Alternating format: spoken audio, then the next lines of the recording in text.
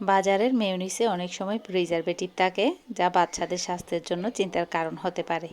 তাই আমি চেষ্টা করি অল্প সময়ে ঘরে এটি তৈরি করে নিতে। বাচ্চাদের টিফিনে দিলেও এটা তারা খুব মজা করে খায়। ঘরের মেয়োনিজ দিয়ে স্যান্ডউইচ রোল তৈরি করে দিলে এটা তারা যেমন মজা করে খাবে, তেমনি পুষ্টির দিক থেকেও কোনো কমতি থাকবে না। আমার কেনার নতুন এই ব্লেন্ডার মেশিনটি আমি এখনই এটা খুললাম আর কি, আনবক্সিং করলাম এটা অনেক দিন পর।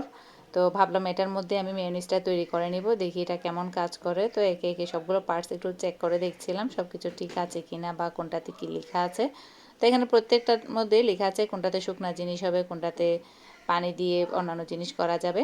তো এখানে আমি মেয়োনিজ তৈরি করতে চলে এলাম। এখানে 2টা সিদ্ধ ডিম নিয়েছি, আর গোলমরিচ, কাঁচামরিচ, লবণ দিয়েছি 1 চামচ, তারপর গুঁড়া দুধ দিলাম 1 টেবিল চামচ, তারপর চিনিও দিয়েছি, তারপর দিয়েছি সয়াবিন তেল, ভিনেগার। সব কিছু দিয়ে এখন ভালো করে ব্লেন্ড করে নিয়ে মাত্র 2 মিনিটে তৈরি হয়ে গেল। 2 মিনিট অবশ্যই লাগে না, 1 মিনিটের মধ্যে তৈরি হয়ে গেল এই মজাদার মেয়োনিজ। বাচ্চাদের টিফিনের মধ্যে স্যান্ডউইচের সাথে এটা দিলে খুবই মজা করে খায় তারা। স্যান্ডউইচ, বার্গার যে কোনো কিছুতে এটা খুবই ভালো যায়। তো এখানে আমি চিকেনটাকে ভালো করে সিদ্ধ করে এটাকে স্ট্রেট করে নিলাম। আর এখানে দিয়ে দিব কাঁচামরিচ একটা, যেহেতু বাচ্চারা খাবে বেশি ঝাল দিচ্ছি না। আলু সিদ্ধ করে দিয়েছি, একটা ছোট আলু, শসা, একটুখানি লবণ, আর সেই ঘরের তৈরি করে নেওয়া মেয়োনিজ। এটাকে দিয়ে খুব ভালো করে এটাকে আমি ভালো করে মিক্স করে নিব। লবণটাকে একটু দেখে বুঝে দিতে হবে, যেহেতু সসের মধ্যেও লবণ দেওয়া আছে আর টমেটো কেচাপেও লবণ থাকে। তো একটু টমেটো কেচাপ সহ দিয়ে এটাকে ভালো করে আমি মিশিয়ে নিব। ঘর সামলানো, রান্নাবান্না আর বাচ্চাদের দেখাশোনা সব মিলিয়ে একজন নারীর জীবনটা খুব একটা সহজ নয়। কিন্তু যখন দেখি দিন শেষে প্রিয় মানুষগুলো সুস্থ আছে আর আমার হাতের খাবার তৃপ্তি করে খাচ্ছে, তখন সব ক্লান্তি নিমিষেই দূর হয়ে যায়। নিজের ঘরকে সুন্দর রাখা আর আপনজনদের যত্ন নেওয়াটাও কিন্তু এক ধরনের প্রশান্তি। এখানে বাচ্চাদের টিফিনের জন্য আমি পাউরুটি নিয়ে নিলাম, আর পাউরুটির মধ্যে খুবই ভালো করে মোটা করে আমি লেয়ার দিয়ে দিচ্ছি। পাউরুটির সাইডের অংশটুকু আমি কাটবো না, এটা যেহেতু নরম আছে আর আমার বাচ্চারা এটা মাশাল্লাহ খেয়ে নেই। যদি শক্ত হয় তখন আমি এটাকে কেটে নিই, তবে আজকের পাউরুটিটা একদম খুবই সফট, তাই আমি এগুলো রেখে দিয়েছি। আর এতটুকুতে এই তো উপরে সস দিয়ে আমি একটু এক্সট্রা সসও দিব আবার বাচ্চাদের জন্য, ওরা যাতে একটু খেয়ে মজা পায় আর কি। তো এভাবেই আমি এখন টিস্যু দিয়ে র্যাপ করে ওদের টিফিনে দিয়ে দিব। এভাবে করে দিলে মাঝে মাঝে সপ্তাহে 2-1 দিন তো এভাবে দেয়াই যায়, বাচ্চারা এটা মজা করে খায়। ঘরের স্বাস্থ্যকর খাবার টিফিন, বাইরের টিফিন না খেলেই ভালো। তো বাসা থেকে যতটুকু পারি একটু চেষ্টা করি বাসার খাবার যেন বাচ্চারা খায় আর কি। খুবই অল্প সময়ে একদম ঝটপট তৈরি করে নেওয়া যায় এই টিফিন আইটেমটা। বরাবরের মতোই প্রত্যেকবারেই বাচ্চারা কে খুবই প্রশংসা করছে, খুবই খুশি হয়েছে তারা। তারা বলছে কি আম্মু খুবই মজার, আজকের টিফিনটা খুবই ভালো লেগেছে। কখনোই বাচ্চারা এভাবে যদি টিফিন দিয়ে থাকেন কখনোই তারা এটাকে ফেলে রাখবে না, মাশাআল্লাহ পুরোটাই শেষ করে নেবে। মেয়েদের জীবনটা অনেকটা বহমান নদীর মতো, সামনে পাথর আসুক বা বাধা, তারা ঠিকই পথ করে নিতে জানে।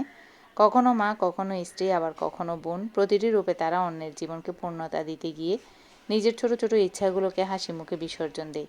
এই ত্যাগটাই বোধহয় পৃথিবীর সবচেয়ে সুন্দর ও শক্তিশালী বিষয়। এখানে খাওয়া দাওয়া শেষে অনেকগুলো রাতে বাসনপত্র জমে গিয়েছিল, এগুলো এখন আমি পরিষ্কার করে ধুয়ে নিচ্ছি। বাচ্চাদের লেখাপড়া শেষ, আসলে সব কিছু যেহেতু একা হাতেই করা লাগে, তো ওদের লেখাপড়াটা শেষ করে নিয়ে ওদের সাথে আসলে বাচ্চাদের সাথে বসে না থাকলে পড়া হয় না। তো ওদেরকে পড়ালেখা শেষ করি আমি এখন চলে আসছি কিচেনে। এখন যা জিনিসপত্র ছিল এগুলো একটু ধুয়ে নিচ্ছি, আর অন্য পাশে আমি ভাতও তুলে দিছি রাতের জন্য। তো এখন এগুলো ধোয়াটা শেষ করে নিয়ে আমি আসলে এটা দুপুরের পরে এই সমস্ত কিছু হয়েছে। নাস্তা করলো সবাই, আবার সন্ধ্যার নাস্তা, তো এর মধ্যে এগুলো হয়ে গেল আর কি। তো আসলে ধোয়াপালা গৃহিণীদের জীবনের কাজের তো আসলে শেষ নেই, সব সময় প্রতিটা মুহূর্তে আর দিনের বেশিরভাগ সময়ই কাটে কিচেনে, রান্না বান্না, ধোয়াপালা, পরিষ্কার পরিচ্ছন্ন সব কিছু নিয়ে। আমি অবশ্য জমিয়ে রাখি না, একদিকে রান্না করলে অন্যদিকে আমি সমস্ত জিনিসগুলো ধুয়ে নিই সাথে সাথে, না হলে তো আরও অনেক কিছুই জমে যেত। তো এভাবেই আমি আমার কাজগুলো করে নিই আর কি। সংসারের 4 দেয়ালের মাঝে একজন নারীর যে কত শত গল্প লুকিয়ে থাকে তা হয়তো বাইরের কেউ কখনো বুঝবে না।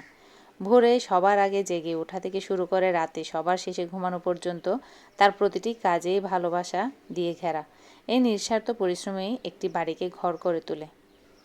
মেয়েদের জীবনে হার মেনে নেওয়ার কোনো জায়গা নেই, প্রতিকূলতা আসবেই, কিন্তু ভেঙে পড়া চলবে না। নিজেকে ভালোবাসুন, নিজের যত্ন নিন, কারণ আপনি ভালো থাকলে আপনার চারপাশটা ভালো থাকবে।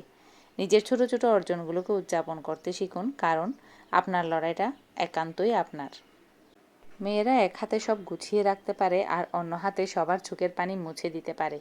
নিজের কষ্টগুলো হয়তো কারো কাছে বলা হয় না, কিন্তু অন্যের মুখে হাসি ফোটানোর চেষ্টায় তাদের কখনো ক্লান্তি নেই।